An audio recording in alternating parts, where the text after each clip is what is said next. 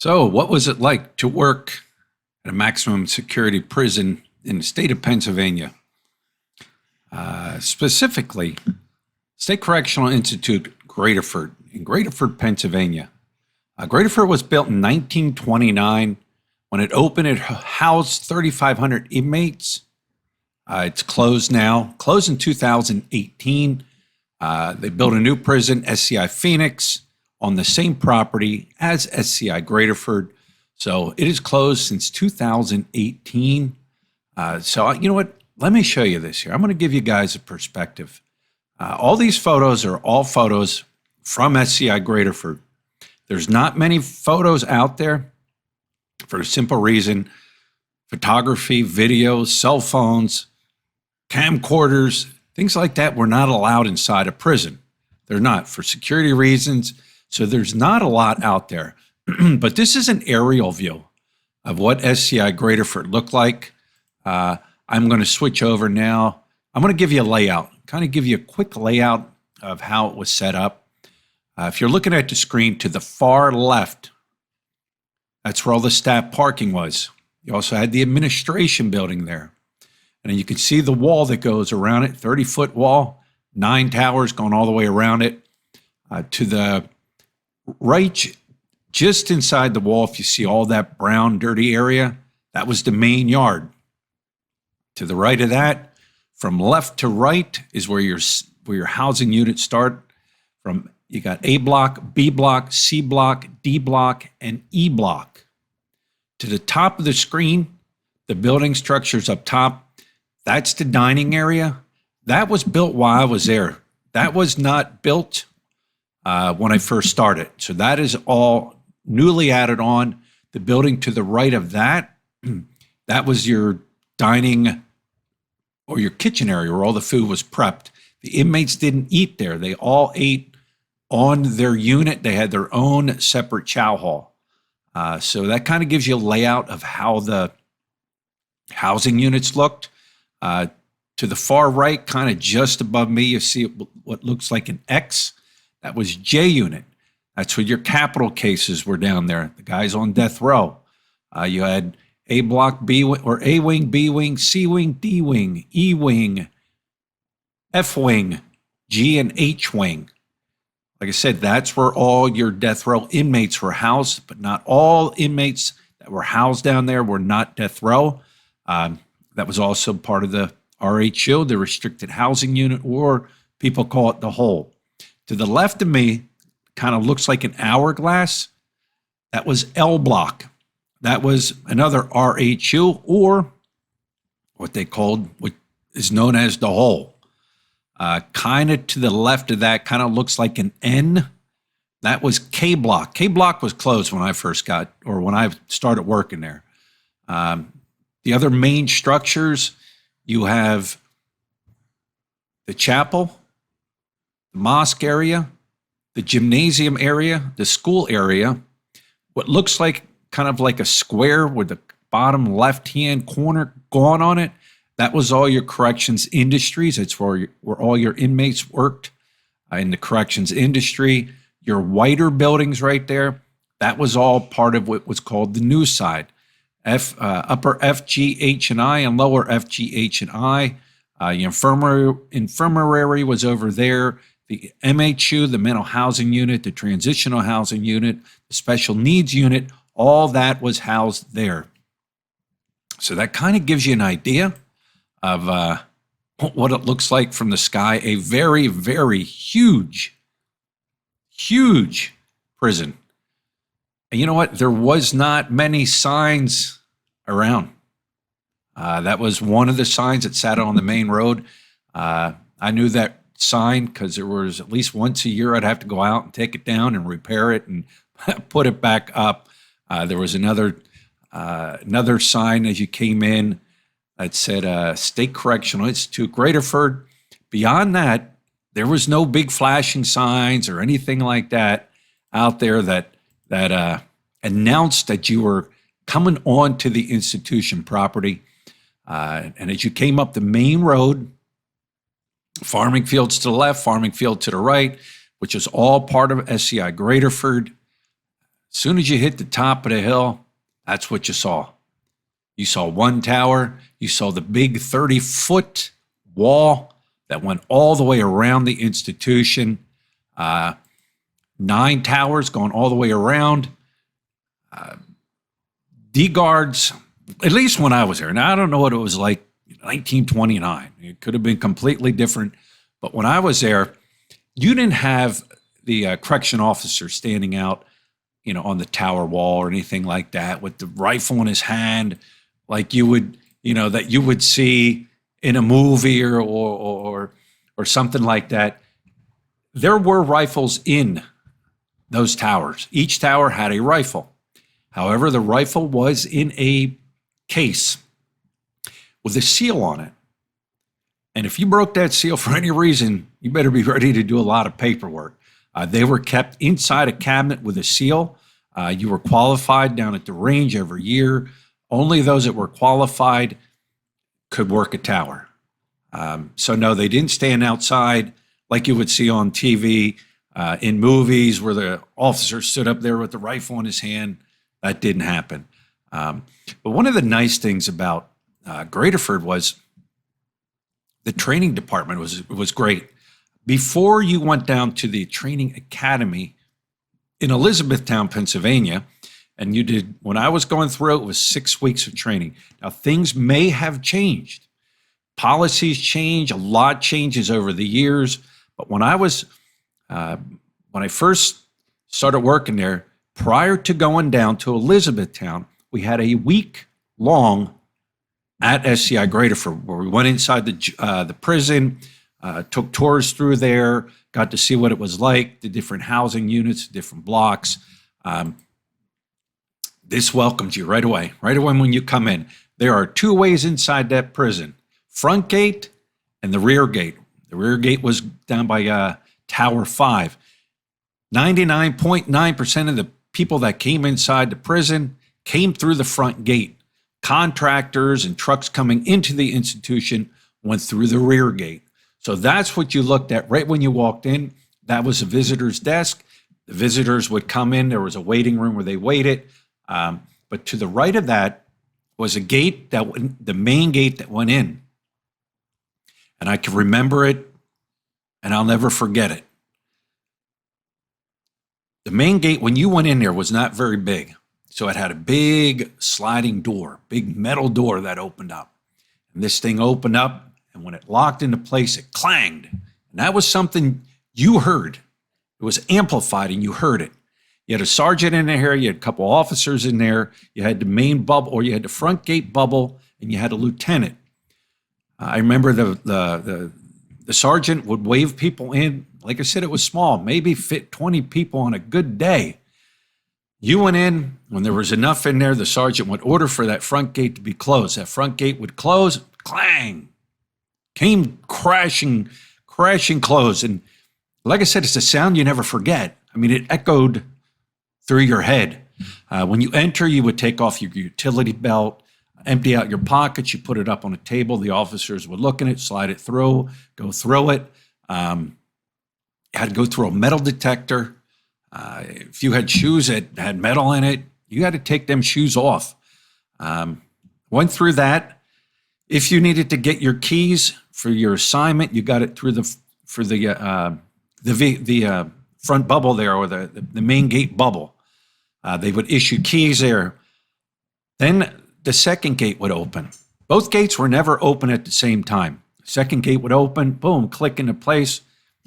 You'd step through, that gate would close. Now you're in the main corridor. You're in the main corridor. You are starting to go into the belly of the beast, and I'll never forget it. Huge.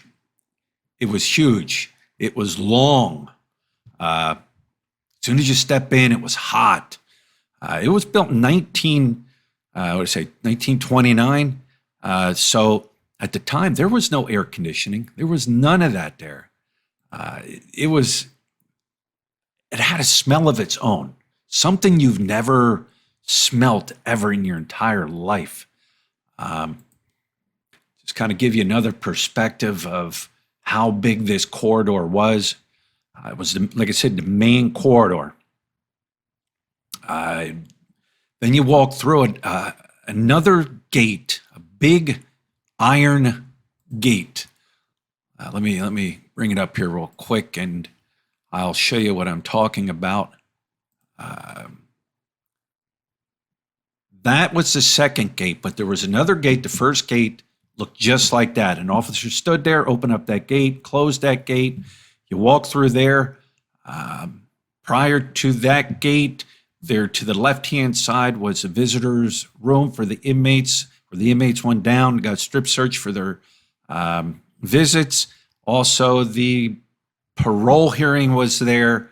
As I'm going back, trying to remember all this. But I remember you went through that gate, and an officer would close it, and it clanged, and it echoed all the way down through that corridor. Like I said, it's something that will stick in my mind forever. Then you stepped into an open area that was where they held roll call in that whole area there. I'm trying to think. To the left then was where all your windows started. There were windows all the way down the left-hand side, all the way down the corridor. You could look out and see the main yard. As you got down further into the belly of the beast, as I called it, you would come up on the new side bubble. Now these, like I said, these photos, a lot of these are from when the jail closed in 2018, but that was what's called the new side bubble. That officer in there controlled the door to the right. The door to the right led into the infirmary area, also led into security, also led down into your transitional housing unit, your mental housing unit, your other unit, your special needs units that were over there.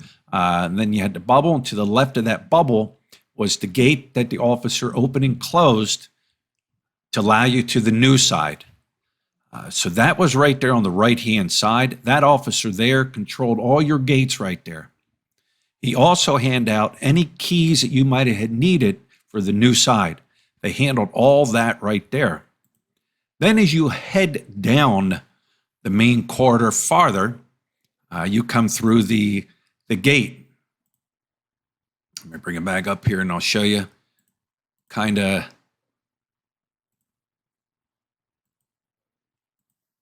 Hang on a second. I will bring it up to you. I want to give you visuals so you kind of can get a visual of what it looks like.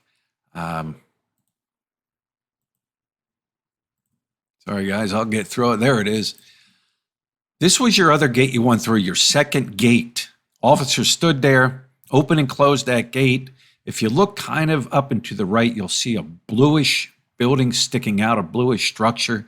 That was your day captains. Now, they did build a newer day captains when I was there, but that was your original day captains. That was basically your brain of the institution. Your day captain was in there, your lieutenants were in there, you had officers in there. All communication went through the day captains. When it cleared count, all that went through day captains. So that's what you came on next. And there's a metal detector right there that the inmates also had to go through. Then you started come up on your housing units. First housing unit you would come up to was A block. There was an officer at every single door, A through E block. That was his job. Open and close that door, control the movement in and out of that block, check passes. That was his job. Then you came onto, this was A block. All the blocks were very similar to what you're looking at. A block was an honor block. B block was an honor block. Then you went C, D, and E. A block, if you look to your right-hand side, starting at the bottom right, there were 50 cells from that right-hand side all the way down to the bridge. You had 50 on the bottom, 50 on the top, both sides, 50-50. So you're looking at 200 cells there. Now, some of the cells were converted while I was there over to unit managers. cell or unit managers' offices and other management type offices. So they did lose some of them. On the right-hand side, the very bottom on the right-hand side from front to rear were all housed with guys doing life. So they were single cells. So you had well over 200 inmates housed just in the front because you had double cells. Then in the back, the same thing. Like I said, you had a bridge in the middle. The bridge is where the officers went to, and that's where the logbook was. So you could look and see what was happening throughout the day. So what did a cell look like? This is what a cell looked like. Now, they weren't all dirty like this. I think this was a photo that was taken after they cleaned everything up and everybody moved out. That's what your cell looked like. You had a toilet, you had a sink, you had no toilet seat, you had a flushing handle. If you look up, you can see a little space, like a little shelf there. You shared that space with your cellie. The double bunks, if you were in by yourself, it was a single. And you also see there was a little desk right there, and you had a little window that you can open and close. That's what it looked like. You got to remember, too, there was no air conditioning. I can remember when I stepped on the block for the first time, the heat went up an extra 5 degrees. They did have fans that were, running from the roof to draw air through the system, but no air conditioning. Inmates did not have fans. They didn't have an air conditioner. It was always hot on the block, and the smell. I remember when I first stepped on the block, I mean, your eyes are wide open. You're seeing something, I'm seeing something I've never seen in my entire life. The noises, most of the time, A block and B block were kind of mellow. Those inmates have done a lot of time. They're doing life, some of them. They don't want to be bothered. They follow the routine. They work. But yeah, definitely eye-opening. And they know when you're coming through. You're with your training sergeant, and they're walking you through. They know you're new, so guys are yelling stuff, and you're hearing things, and you're trying to pick up everything you can hear. So, but it's definitely an eye-opener. It's definitely an eye-opener. Was I nervous? Well, sure. I can remember the superintendent coming down. The superintendent is what you would call a warden. We call him superintendent. And I remember him coming down into the muster room, which was the classroom. And he came in there, welcomed us all, and said hi to all his new trainees. And he was going around and picking people and asking them questions. And I'm like sitting there going, man, I hope you don't pick me. He picks me. He goes, are you nervous? And I said, well, sure. I'd be a fool to tell you I'm not nervous. He said, you know what? You'll be all right. He said, if you're sitting in this room right now and you're not nervous, then you don't belong here. He said, he's been here, I forget how many years he was here, 30 years, worked his way up to superintendent. He goes, even now, when I walk into that prison, into the prison, he goes, I'm nervous. He goes, you should be nervous because you never know if you're going to come out. But yeah, I was definitely nervous. I think it takes a special person. It takes a special person to work in an environment like that. I think there was 24, 25 officers that started. And after 2 years, there was maybe a dozen left. So it's not for everybody. I want to kind of show you the Chow hall, the food where they would eat. And like I said, they built a new kitchen dining area when I was there, but this is the old dining area. That is where the inmates would come off the block, sit down, eat, have their meal. And when you had 400 or 500 inmates out in that dining area, you hope nothing kicked off. But that was where they fed everybody.